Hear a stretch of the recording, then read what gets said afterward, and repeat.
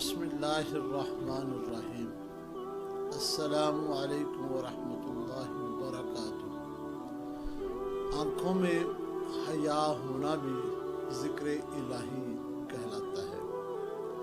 حیا ایک بہت بڑی نعمت ہے اور یہ نعمت اللہ تعالیٰ جس کو عطا فرما دیتے ہیں وہ بندہ نیکی، تقوی اور پاک دامنی کی زندگی گزارتا ہے۔ آقا کریم صلی اللہ علیہ وآلہ وسلم نے ارشاد فرمایا، الحیاء شعبۃ من الایمان، حیا ایمان کا شعبہ ہے۔ اور خود حضور صلی اللہ علیہ وآلہ وسلم کے متعلق یہ روایت کرتے ہیں حضرت ابو سعید خدری رضی اللہ تعالیٰ عنہ، وہ کہتے ہیں کہ حضور علیہ السلام پردہ نشین کنواری لڑکیوں سے بھی زیادہ شرمیلے اور شرمگین تھے۔ یہ حیا صفت اللہ کی یہ حیا کی جو صفت ہے یہ اللہ کو بہت پسند ہے۔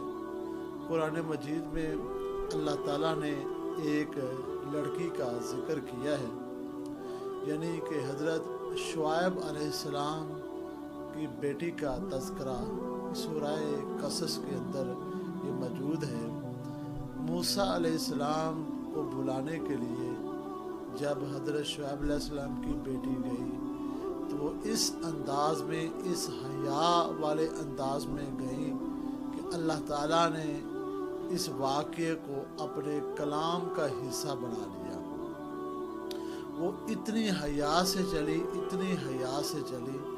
کہ اللہ کو یہ پسند آ گیا۔ اللہ تعالیٰ فرماتا ہے تمشینی علی استحیاء، وہ اس انداز سے، اس حیا سے وہ موسیٰ علیہ السلام کے پاس آئی کہ اللہ تعالیٰ کو یہ سارا واقعہ پسند آیا اور اللہ نے اپنے کلام کا حصہ بنایا۔ اور سیدہ پاک حضرت فاطمہ الزہرا رضی اللہ تعالی عنہا اتنی باحیا تھی کہ نبی علیہ السلام نے فرمایا کہ جنت میں تمام جنتی عورتوں کی سردار فاطمہ الزہرا ہے۔ آپ سے بڑھ کے کوئی مثال نہیں ملتی، آپ کا بڑا مقام ہے۔ آپ نے ساری زندگی کسی غیر محرم کے سامنے نہیں گئی۔ سیدہ پاک کی شان تو یہ ہے کہ جب دنیا سے پردہ فرمایا اس وقت وصیت فرمائی کہ رات کے وقت میری چارپائی کو لے کے جایا جائے۔ اتنا حیا تھی، اتنی پاک دامن تھی، اتنی با پردہ رہتی تھی۔ اللہ اکبر، اللہ اکبر، اللہ اکبر۔ لہٰذا اپنی آنکھوں کو اپنے اندر حیا پیدا کرنا یہ بہت بڑی نعمت ہے۔ تو یہ جس کی آنکھوں میں حیا آ جاتی ہے نا، وہ اصل میں اللہ کی اطاعت کر رہا ہوتا ہے، اور جب اللہ کی اطاعت کرتا ہے تو اللہ تبارک و تعالیٰ کی طرف سے اس آنکھ کو ذکر الہی میں شامل کر لیا جاتا ہے۔ اب یہ اتنی حیا والا معاملہ ہے کہ اللہ تعالیٰ کو اتنا پسند ہے کہ کہا جاتا ہے کہ حکایت ہے عیسیٰ علیہ السلام کے دور میں بارش نہیں ہو رہی تھی،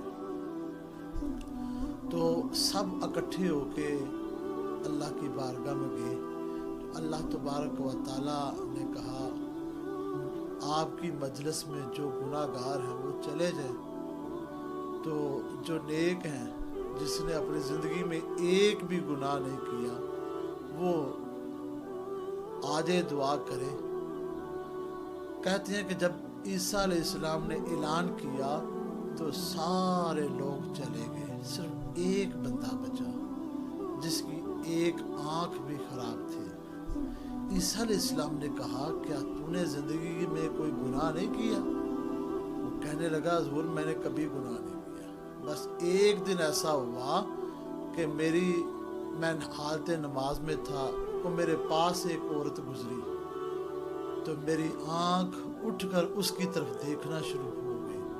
تو میں نے وہ آنکھ نکال کر وہی پھینک دی اس کے پیچھے کہ جو حالت نماز میں میری آنکھ غیر کی طرف جائے میں اس آنکھ کو اپنا جسم کا حصہ ہی نہیں بنانا چاہتا۔ تو عیسیٰ علیہ السلام نے فرمایا پھر اب تو دعا کرے گا اور میں آمین کہوں گا۔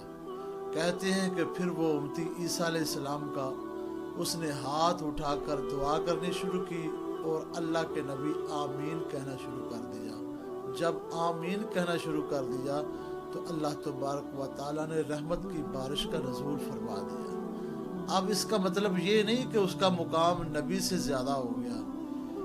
اگر دعا مانگنے والا یہی کہہ دے کامل ہو، پیچھے دعا مانگنے والا کامل ہو اور دعا کے الفاظ بولنے والا کامل نہ بھی ہو، تو جو دعا میں شامل ہوتا ہے وہ آمین ہی کہہ دے، مطلب یہ کہہ دے کہ یا اللہ قبول فرما، تو دعا قبول ہو جاتی ہے۔ اس عمل سے اللہ تعالیٰ بتانا چاہتے ہیں جس کی آنکھ میں حیا ہوتی ہے نا، ہم اس کو بڑا پسند کرتے ہیں اور اس کو مقبول بھی کر لیتے ہیں اور اس کا ذکر خیر قیامت تک جاری بھی فرما دیتے ہیں۔